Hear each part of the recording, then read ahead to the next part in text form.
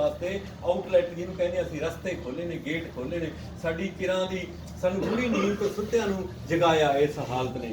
इहदे विच इस हालत ने जदों प्राइवेट मंडी ने आउणा, ये दिन आ जाने ने।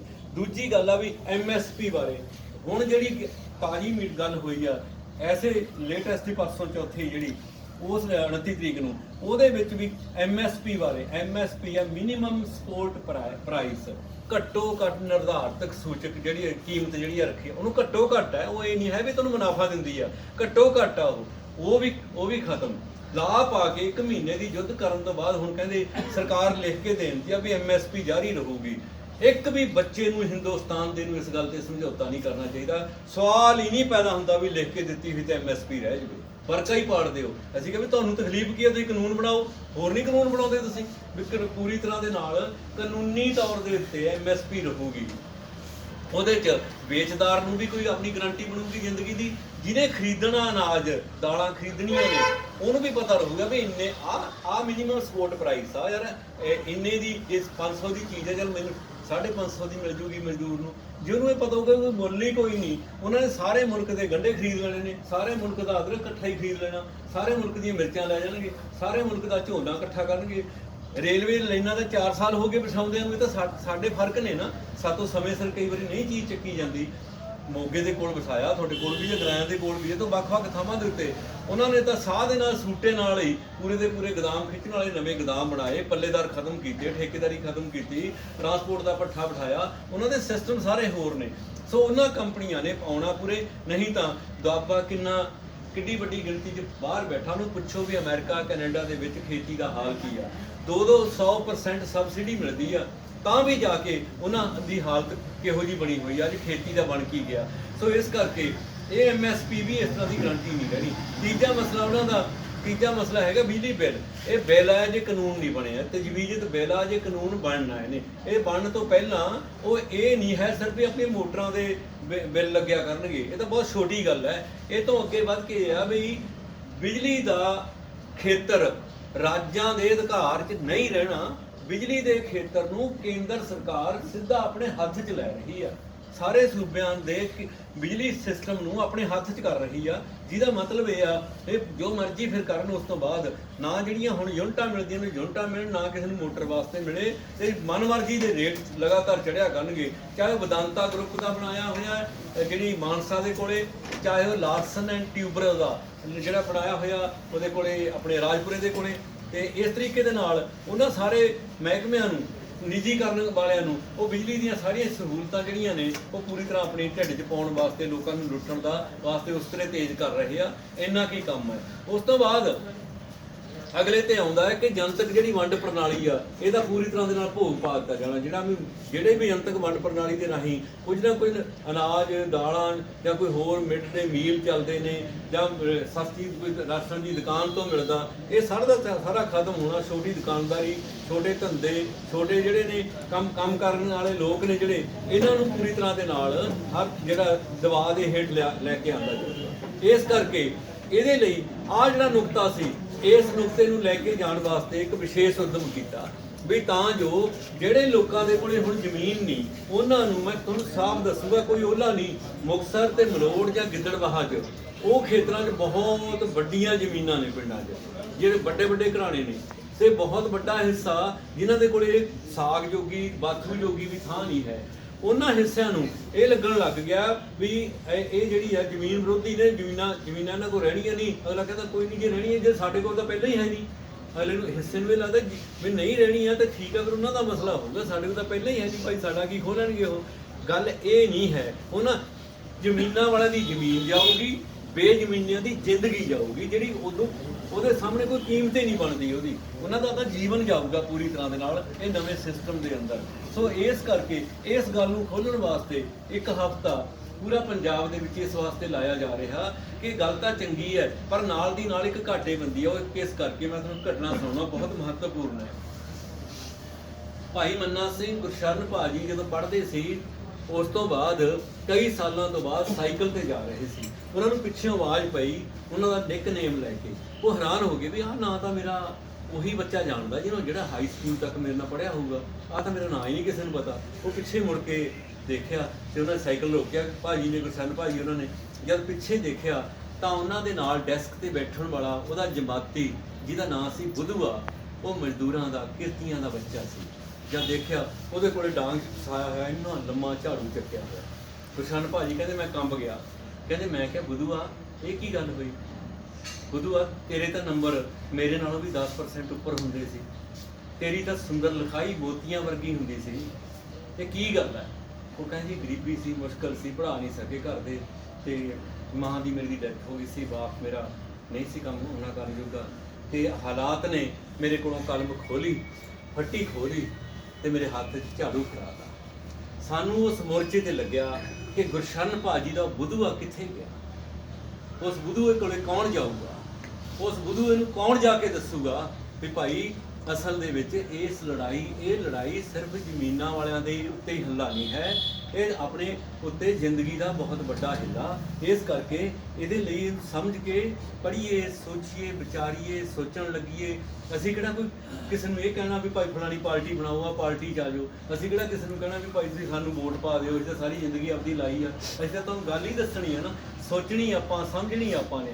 ਇਸ ਕਰਕੇ ਇਸ ਦੌਰ ਦੇ ਵਿੱਚ ਇਹ ਦੋਵੇਂ ਜੋੜੇ ਭਰਾਵਾਂ ਦੀ ਇੱਕ ਸਾਂਝੀ ਗਲਵੱਕੜੀ ਦਾ ਵੇਲਾ ਹੈ, ਜਿਹਦੇ ਵਿੱਚ ਮਜ਼ਦੂਰ ਤੇ ਕਿਸਾਨ ਨੇ ਇਸ ਦੌਰ ਦੇ ਵਿੱਚ ਮੈਦਾਨ 'ਚ ਆਉਣਾ ਹੋਊਗਾ, ਤੇ ਇਸ ਕਰਕੇ ਗੱਲਾਂ ਚੱਲਣਗੀਆਂ। ਪਹਿਲੇ ਦੌਰਾਂ ਦੇ ਵਿੱਚ ਜਿੰਨੀਆਂ ਲਹਿਰਾਂ ਆਈਆਂ ਨੇ, ਚਾਹੇ ਉਹ ਕਿਰਤੀ ਲਹਿਰ ਹੈ, ਬੱਬਰ ਅਕਾਲੀ ਲਹਿਰ ਹੈ, ਚਾਹੇ ਉਹ ਗਦਰ ਲਹਿਰ ਆ, ਉਦੋਂ ਤਾਂ ਇਹ ਗੱਲ ਬਹੁਤ ਹੀ ਘੱਟ ਹੁੰਦੀ ਸੀ, ਨੇੜੇ ਤੇੜੇ ਨਹੀਂ ਸੀ ਹੁੰਦੀ। ਹੌਲੀ ਹੌਲੀ ਜਿਨ੍ਹਾਂ ਨੇ ਰਾਜ ਭਾਗ ਚਲਾਉਣਾ ਸੀ ਉਹਨਾਂ ਨੇ ਇਹ ਚੀਜ਼ਾਂ ਗੂੜ੍ਹੀਆਂ ਕੀਤੀਆਂ, ਸਾਡੇ 'ਚ ਵੰਡੀਆਂ ਗੂੜ੍ਹੀਆਂ ਕੀਤੀਆਂ।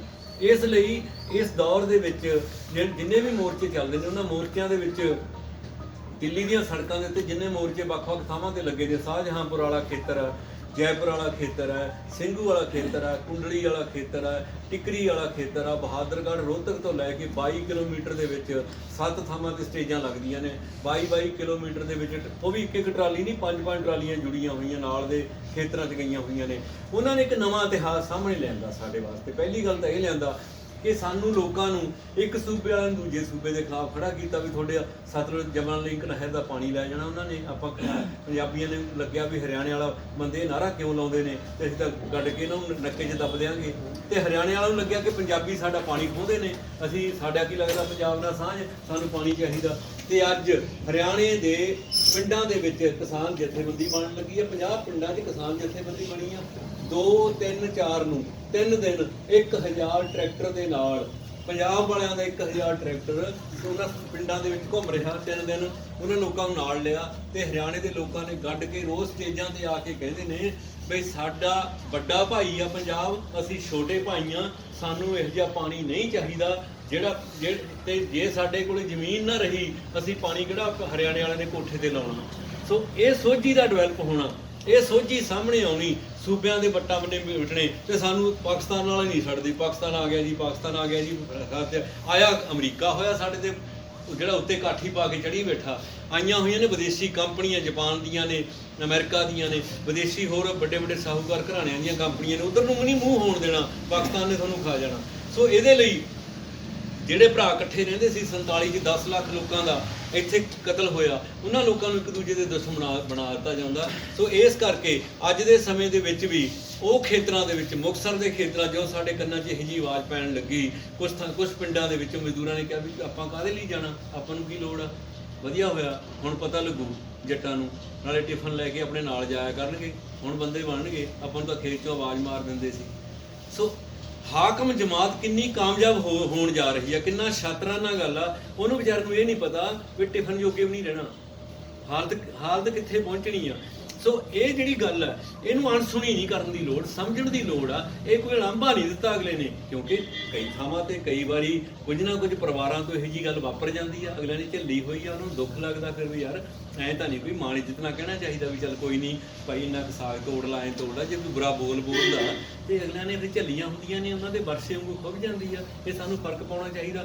ਜਿੱਥੇ ਬੋਲਣਾ ਉੱਥੇ ਬੋਲੀਏ, ਜਿੱਧਰਲੀ ਅਸਲੀ ਜੰਗ ਲੜਨ ਵਾਲੀ ਉੱਧਰਲੀ ਜੰਗ ਲੜੀਏ, ਜਿੱਧਰ ਨੂੰ ਉੱਧਰ ਨੂੰ ਬੋਲਣਾ। ਇਸੇ ਕਰਕੇ ਅਸੀਂ ਪਿਛਲੇ 50 ਸਾਲ ਤੋਂ ਸਟੇਜਾਂ ਦੇ ਉੱਤੇ ਆਪਣੀ ਸਾਰੀ ਜ਼ਿੰਦਗੀ 'ਚ ਸੱਦਾ ਦਿੰਦੇ ਕਿ ਇਹ ਪੰਜਾਬ ਦੀ ਇਹ ਜਵਾਨੀ ਹੈ, ਬੁਲਟ ਮੋਟਰਸਾਈਕਲ ਦੇ ਪਟਾਕੇ ਪਾ ਕੇ ਕੁਛ ਨਹੀਂ ਬਣਨਾ। ਹੁਣ ਜਿਨ੍ਹਾਂ ਨੇ ਤੇਰੀ ਮਾਂ ਬਾਪ ਦੇ ਪਟਾਕੇ ਪਵਾਏ ਪਏ ਨੇ ਉਹਦੇ ਵੱਲ ਸੋਚਿਆ ਕਰ। ਇਹ ਬੁਲਟ ਦੇ ਪਟਾਕੇ ਪਟੂਕੇ ਮਾਰ ਕੇ ਗਲੀਆਂ 'ਚ ਕੁਝ ਨਹੀਂ ਸਰਨਾ, ਤੇ ਆਪਣੇ ਕੰਨਾਂ 'ਚ ਮੁੰਦਰੀਆਂ ਪਾਉਣ ਦੀ ਬਜਾਏ ਜਾਂ ਹੋਰ ਚੀਜ਼ ਦੀ ਬਜਾਏ ਸ਼ੌਕ ਹੈ, ਸ਼ਕੀਨੀ ਜੋ ਵੀ ਕਰਨੀ ਹੈ ਜੀ ਸਦਕੇ ਕਰੋ, ਪਰ ਨਾਲ ਦੀ ਨਾਲ ਇਹ ਤਾਂ ਖਿਆਲ ਰੱਖੋ ਵੀ ਬਾਬਾ ਨਾਨਕ ਕਿੱਥੇ ਗਿਆ, ਗੁਰੂ ਗੋਬਿੰਦ ਸਿੰਘ ਜੀ ਕਿੱਥੇ ਗਏ, ਮਾਤਾ ਗੁਜਰੀ ਫਿਰ ਕੌਣ ਸੀ, ਇਹ ਸਾਹਿਬਜ਼ਾਦੇ ਕੌਣ ਸੀ, ਸ੍ਰੀ ਗੁਰੂ ਰਵਿਦਾਸ ਜੀ ਕੌਣ ਸੀਗੇ, ਆਪਾਂ ਉਹਨਾਂ ਦੇ ਕੀ ਲੱਗਦੇ ਹਾਂ, ਉਹਨਾਂ ਨਾਲ ਸਾਡੀ ਰਿਸ਼ਤੇਦਾਰੀ ਕਿਹੜੀ ਸੀ ਬਣੀ। ਉਹ ਰਿਸ਼ਤੇਦਾਰੀ ਜੋ ਅਸੀਂ ਭੁੱਲ ਕੇ ਕੁਝ ਹੋਰ ਬਣ ਕੇ ਚਲੇ ਗਏ। ਅਗਲੇ ਨੇ ਸੋਚ ਕੇ ਮੈਰਿਜ ਪੈਲਸ ਦਿੱਤਾ ਸੀ, ਆਪਾਂ ਨੂੰ ਸਤਿਆਨਾਸ਼ ਕਰਤਾ ਸਾਡਾ।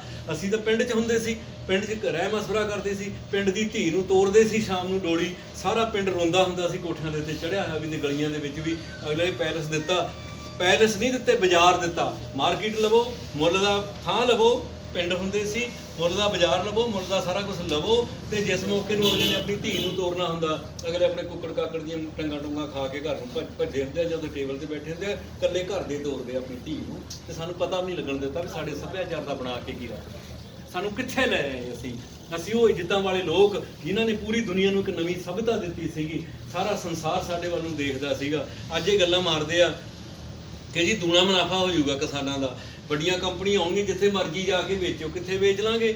ਖੜੀ ਤਾਂ ਵਿਕੀ ਹੁੰਦੀ ਆ, ਅਸੀਂ ਤਾਂ ਆੜਤੀ ਦਾ ਦਰ ਨਹੀਂ ਟੱਪ ਸਕਦੇ, ਆੜਤੀ ਦਾ ਦਰ ਨਹੀਂ ਟੱਪ ਸਕਦੇ, ਕਿੱਥੇ ਵੇਚ ਲਾਂਗੇ ਲਿਜਾ ਕੇ? ਕੌਣ ਵੇਚ ਲੂਗਾ? ਪੂਨੇ ਲਿਜਾ ਕੇ, ਨਾਲੇ ਹੋਰ ਲਿਜਾ ਕੇ। ਪਿਛਲੇ ਹਫ਼ਤੇ ਤੋਂ ਜਿਹੜੀਆਂ ਸੂਬਿਆਂ ਦੇ ਵਿੱਚ MSP ਕਿਹੜਾ ਸਾਰੇ ਸੀਗੀ, ਇਹ ਤਾਂ ਆਪਣੇ ਹੀ ਆ, ਇੱਥੇ MSP ਆ, ਬਾਕੀ ਦੀ ਇੰਡੀਆ 'ਚ ਤਾਂ ਪਹਿਲਾਂ ਹੀ ਹੈ ਨਹੀਂ MSP, ਉੱਥੇ ਪਹਿਲਾਂ ਹੀ ਨਹੀਂ ਹੈ। ਉੱਥੇ ਉਹਨਾਂ ਦੇ ਪੁੱਛ ਲਓ ਵੀ ਪ੍ਰਾਈਵੇਟ ਮੰਡੀਆਂ ਨੇ ਕੀ ਹਾਲ ਕਰਿਆ ਹੋਇਆ। ਪਿਛਲੇ ਦਿਨਾਂ ਵਿੱਚ ਲੱਖਾਂ ਟਨ ਅਨਾਜ ਖਰੀਦ ਲਿਆ ਪ੍ਰਾਈਵੇਟਾਂ ਨੇ, ਜਿਹੜੇ ਚੈੱਕ ਦਿੱਤੇ ਉਹ ਬਾਉਂਸ ਹੋ ਗਏ, ਉਹ ਕੈਸ਼ ਹੀ ਨਹੀਂ ਹੋਏ, ਤੇ ਕੰਪਨੀ ਨਹੀਂ ਲੱਭਦੀ, ਭੱਜ ਗਈ। ਇਹੀ ਕੁਝ ਹੋਇਆ ਕਰੂਗਾ। ਇਹ ਲਾਟਰੀ ਵਾਲਿਆਂ ਦੀਆਂ ਕੰਪਨੀਆਂ ਨੇ, ਲਾਟਰੀਆਂ ਪਾ ਕੇ ਨੱਠਿਆ ਕਰਨਗੇ। ਇੱਦਾਂ ਬਿਜਲੀ ਮਹਿਕਮੇ 'ਚ ਕੀਤਾ ਇਹਨਾਂ ਨੇ। ਸੋ ਇਸ ਕਰਕੇ ਇਸ ਦੌਰ ਦੇ ਵਿੱਚ ਨਵੇਂ ਤਰ੍ਹਾਂ ਦੀ ਇੱਕ ਗੁਲਾਮੀ ਦੇ ਵਿੱਚ ਮੁਲਕ ਨੂੰ ਧੱਕਿਆ ਜਾ ਰਿਹਾ। ਉਦੋਂ ਵੀ ਟੋਡੀ ਜੈਲਦਾਰ ਹੁੰਦੇ ਸੀ ਜਿਹੜੇ ਅੰਗਰੇਜ਼ਾਂ ਦੀ ਪਿੱਠ ਪੂਰਦੇ ਹੁੰਦੇ ਸੀ। ਇਹ ਗਦਰੀਆਂ ਨੂੰ, ਕੂਕਾ ਲਹਿਰ ਵਾਲਿਆਂ ਨੂੰ ਪਿੰਡਾਂ 'ਚ ਢੋਲ ਵਜਾ ਕੇ ਫੜਾਉਂਦੇ ਹੁੰਦੇ ਸੀ ਵੀ ਇਹ ਬਾਹਰਲੇ ਨੇ, ਇਹ ਜਿਹੜੇ ਨੇ ਚੋਰ ਨੇ, ਡਾਕੂ ਨੇ, ਬਚ ਕੇ ਰਹੋ, ਇਹਨਾਂ ਦੀ ਗੱਲ ਨਹੀਂ ਸੁਣਨੀ। ਉਹੀ ਗੱਲ ਅੱਜ ਕਰਦੇ ਆ। ਜੇ ਕਿਸੇ ਨੇ ਦਿੱਲੀ ਦੀਆਂ ਸੜਕਾਂ ਦੇ ਉੱਤੇ ਜਾ ਕੇ ਹੱਕ ਸੱਚ ਤੇ ਇਨਸਾਫ ਦਾ ਝੰਡਾ ਗੱਡ ਦਿੱਤਾ, ਜੇ ਕਿਸੇ ਨੇ ਕਹਿ ਦਿੱਤਾ ਵੀ ਡਾਕਟਰ ਆਨੰਦ ਤੈਲ ਤੁੰਬੜੇ ਨੂੰ ਰਿਹਾ ਕਰੋ, ਜਿਹਨੇ 36 ਕਿਤਾਬਾਂ ਅੰਗਰੇਜ਼ੀ 'ਚ ਲਿਖੀਆਂ, ਜਿਨ੍ਹਾਂ ਨੇ ਡਾਕਟਰ ਅੰਬੇਦਕਰ ਜੀ ਦਾ ਸਭ ਤੋਂ ਵੱਡੀ ਖੋਜ ਦਾ ਕੰਮ ਕੀਤਾ, ਤੇ ਜਿਨ੍ਹਾਂ ਨੂੰ ਡਾਕਟਰ ਅੰਬੇਦਕਰ ਸਾਹਿਬ ਦੀ ਭਤੀਜੀ ਵਿਆਹੀ ਹੋਈ ਹੈ, ਉਹ ਚੱਕ ਕੇ ਅੰਦਰ ਸਿੱਟਿਆ ਤੇ 3 ਸਾਲ ਦੀ ਜ਼ਮਾਨਤ ਵੀ ਨਹੀਂ ਹੋਣ ਦੇਣਾ। ਇਹ ਮੋਦੀ ਸਰਕਾਰ ਨੇ ਚੱਕ ਕੇ ਅੰਦਰ ਸਿੱਟੇ ਹੋਏ ਆ। ਸੋ ਅਸੀਂ ਜੋ ਕੁਝ ਵੀ ਡਾਕਟਰ ਅੰਬੇਦਕਰ ਸਾਹਿਬ ਦੇ ਲੱਗਦੇ ਆ, ਜੋ ਕੁਝ ਵੀ ਅਸੀਂ ਲੱਗਦੇ ਇਸ ਗੱਲ ਦੇ ਕਿ ਅਸੀਂ ਆਪਣੀ ਦਲਿਤ ਜਮਾਤ ਨੂੰ ਜਗਾਉਣਾ, ਤਾਂ ਇਹ ਦੋਨਾਂ ਭਰਾਵਾਂ ਦੀ ਜੋਟੀ ਪਵਾ ਕੇ ਕਿਰਤੀ ਅਤੇ ਕਿਸਾਨਾਂ ਦੀ ਜੋਟੀ ਪਾਉਣੀ ਆ, ਤੇ ਨਵਾਂ ਇੱਕ ਸੂਰਜ ਚੜੂਗਾ, ਤੇ ਜਵਾਨੀ ਨੂੰ ਸਾਂਭਣਾ, ਆਪਣੀ ਮਾਵਾਂ ਭੈਣਾਂ ਨੂੰ ਸੰਭਾਲਣਾ। ਇਸ ਲਈ ਦਿੱਲੀ ਦੇ ਮੋਰਚੇ ਤੇ ਜੋ ਕੁਝ ਚੱਲ ਰਿਹਾ ਉਹ ਤੋਂ ਬਾਖਬਰ ਰਹਿਣਾ। ਉੱਥੇ ਇੱਕ ਤਾਂ ਹੈ ਨਾ ਸਮੱਗਰੀ ਪਹੁੰਚਦੀ ਕਰਦੇ ਆ ਲੋਕ, ਪੰਜਾਬ ਦੇ ਕੋਈ ਤੋੜ ਨਹੀਂ, ਬਹੁਤ ਕੁਝ ਪਹੁੰਚਦਾ ਕਰਿਆ, ਉਹ ਵੀ ਲੋੜ ਆ।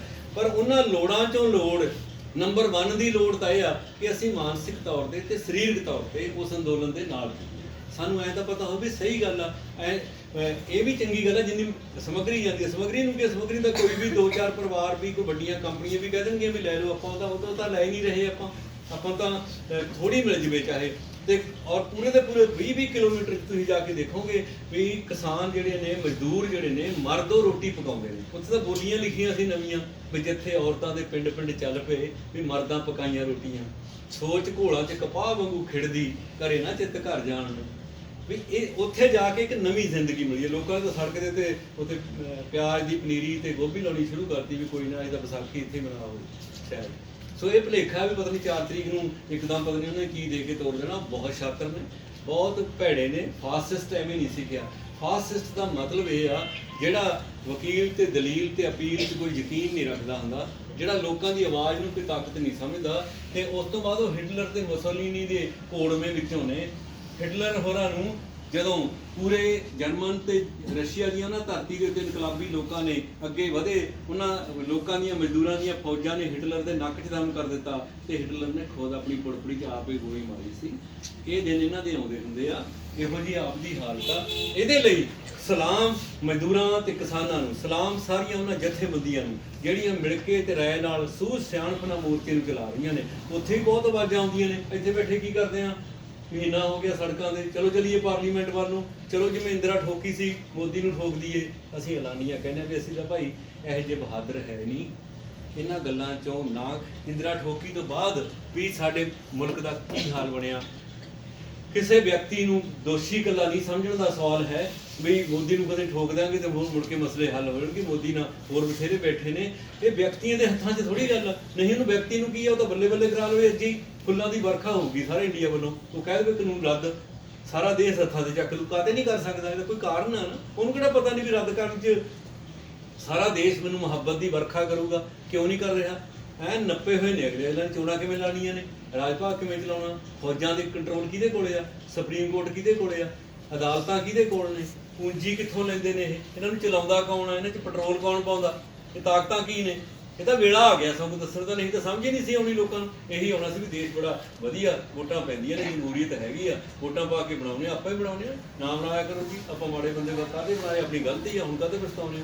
ਆਪਾਂ ਨੂੰ ਤਾਂ ਇਹ ਪਾਠ ਪੜਾਇਆ ਹੋਇਆ ਸੀ, ਆਪਾਂ ਨੂੰ ਇਹ ਸਮਝ ਹੀ ਨਹੀਂ ਸੀ ਆਉਣ ਦਿੰਦੇ ਵੀ ਅਸਲ ਦੇ ਵਿੱਚ ਇਹ 4-5 ਸਾਲਾਂ ਤੋਂ ਬਾਅਦ ਜਿਵੇਂ ਆਪਣੀ ਗੈਸ ਦੇ ਉੱਤੇ ਰੱਖਿਆ ਹੋਇਆ ਪ੍ਰੈਸ਼ਰ ਕੁੱਕਰ ਹੁੰਦਾ, ਉਹਦੇ ਅਗਲਿਆਂ ਨੇ ਸੀਟੀ ਐਵੇਂ ਨਹੀਂ ਸੀ ਲਾਈ। ਉਹ ਇਸੇ ਕਰਕੇ ਲਾਈ ਸੀ ਵੀ ਜੇ ਪ੍ਰੈਸ਼ਰ ਕੁੱਕਰ ਫਟਣ ਤੇ ਆਵੇ, ਇਹਦੇ ਵਿੱਚ ਹੀ ਜਿਹੜੀ ਸਟੀਮ ਹੈ ਇਹ ਲੀਕ ਕਰਦੀ ਹੈ। 4-5 ਸਾਲਾਂ ਤੋਂ ਬਾਅਦ ਉਹ ਸਟੀਮ ਲੀਕ ਕਰਦੇ ਆ ਵੀ ਲੋ ਤੁਹਾਨੂੰ ਨਹੀਂ ਚੰਗਾ ਲੱਗਿਆ ਰਾਮ ਸਿੰਘ ਤੇ ਸ਼ਾਮ ਸਿੰਘ ਨੂੰ ਬਣਾ ਲਓ, ਜੇ ਸ਼ਾਮ ਸਿੰਘ ਨੂੰ ਚੰਗਾ ਲੱਗਿਆ ਹੋਰ ਦੇ ਦਿੰਦੇ ਆ ਤੁਹਾਨੂੰ। ਉਹਨਾਂ ਕੋਲ ਬਥੇਰੇ ਰੱਖੇ ਹੋਏ ਨੇ ਇੱਦਾਂ ਦੇ।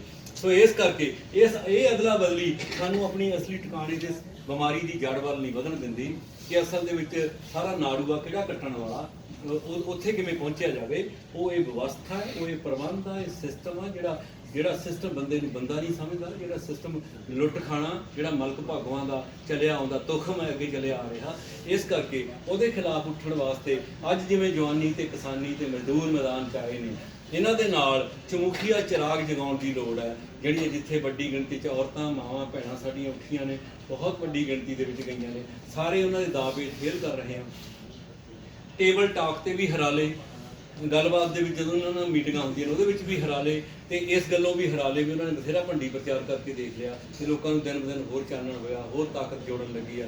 ਇਸ ਕਰਕੇ ਤੀਲਾ ਜੋੜ ਕੇ ਤਾਕਤ ਨੂੰ ਅੱਗੇ ਬਣਾਉਣਾ, ਸ਼ਕਤੀਸ਼ਾਲੀ ਬਣਾਉਣਾ। ਇਸੇ ਕਰਕੇ ਅਸੀਂ ਆਪਣੇ ਵੱਲੋਂ ਤੁਹਾਡੇ ਅੱਗੇ ਉਹਨਾਂ ਸਾਰੇ ਲੋਕਾਂ ਵੱਲੋਂ, ਮਜ਼ਦੂਰਾਂ, ਕਿਸਾਨਾਂ ਵੱਲੋਂ ਤੇ ਸਾਰੀਆਂ ਜਥੇਬੰਦੀਆਂ ਵੱਲੋਂ, ਬਿਨਾਂ ਸ਼ੱਕ ਅੱਜ ਤੁਹਾਡੇ ਕੋਲ BKB ਏਕਤਾ ਗਰਾਹਾਂ ਵਾਲੇ ਸਾਥੀ ਆਏ ਨੇ, ਅਸੀਂ ਸਭਨਾਂ ਜਥੇਬੰਦੀਆਂ ਵੱਲੋਂ ਹੀ ਤੁਹਾਨੂੰ ਝੋਲੀ ਤੁਹਾਡੇ ਅੱਗੇ ਅੱਡਣ ਆਏ ਆ ਕਿ ਸਭਨਾਂ ਲੋਕਾਂ ਦੇ ਏਕੇ ਦੀ ਲੋੜ ਹੈ।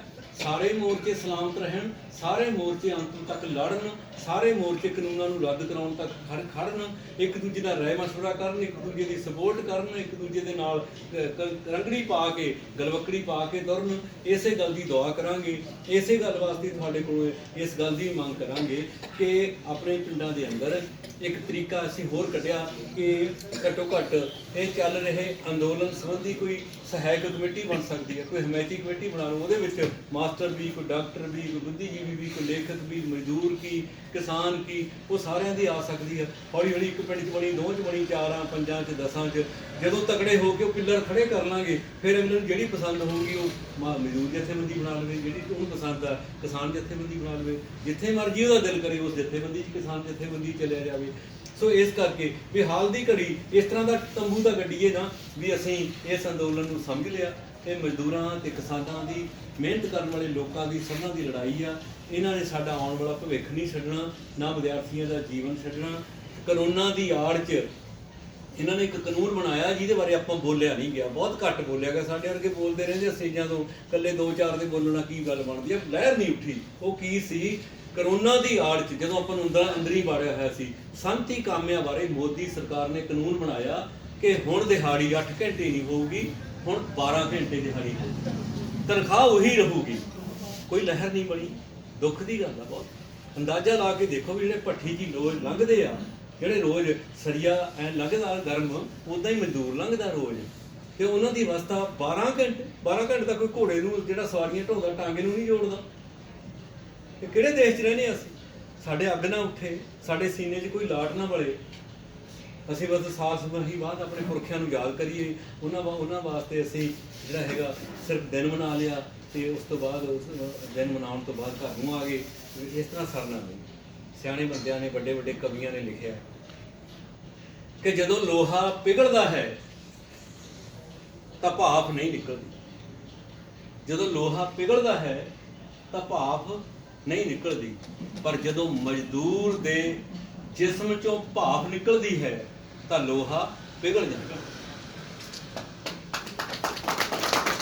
ਅਸੀਂ ਉਸ ਜਮਾਤ ਦੇ ਲੋਕ ਜਿਨ੍ਹਾਂ ਦੇ ਸੀਨਿਆਂ ਦੇ ਵਿੱਚ ਹੀ ਜੇਠ ਤੇ ਹਾੜ ਤਪਦਾ ਹੈ, ਉਹਨਾਂ ਲੋਕਾਂ ਨੂੰ ਬਰਫ਼ ਚ ਲਾ ਦਿੱਤਾ ਇਹਨਾਂ ਤਾਕਤਾਂ ਨੇ। ਉਹਦੀ ਤਾਂ ਹੈ ਹੀ ਕੁਝ ਨਹੀਂ। ਇਹਦਾ ਜਵਾਬ ਹੈ ਇਹੀ ਝੋਲੀ ਅੱਟਣਾ। ਇੱਕ ਵਾਰ ਫੇਰ ਆਪਣਾ ਸਿਰ ਝੁਕਾ ਕੇ ਤੁਹਾਡੇ ਕਦਮਾਂ 'ਚ ਰੱਖਦੇ ਜੀ।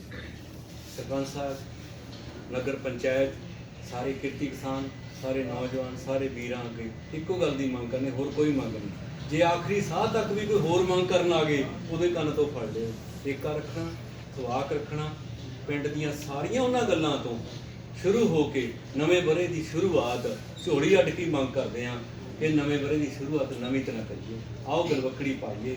ਪਿੰਡ ਦੀਆਂ ਛੋਟੀਆਂ ਛੋਟੀਆਂ ਕਿਸੇ ਵੀ ਗੱਲਾਂ ਕਰਕੇ ਉਹ ਬੀਤੇ ਦੀਆਂ ਗੱਲਾਂ ਨੂੰ ਛੱਡਦੇ ਹੋਏ ਇੱਕ ਨਵੇਂ ਵਰ੍ਹੇ ਦੀ, ਨਵੀਂ ਜ਼ਿੰਦਗੀ ਦੀ, ਨਵੇਂ ਰਾਹਾਂ ਦੀ ਸ਼ੁਰੂਆਤ ਕਰੀਏ। ਇਹਨਾਂ ਸ਼ਬਦਾਂ ਨਾਲ ਤੁਹਾਡਾ ਸਵਾਗਤ।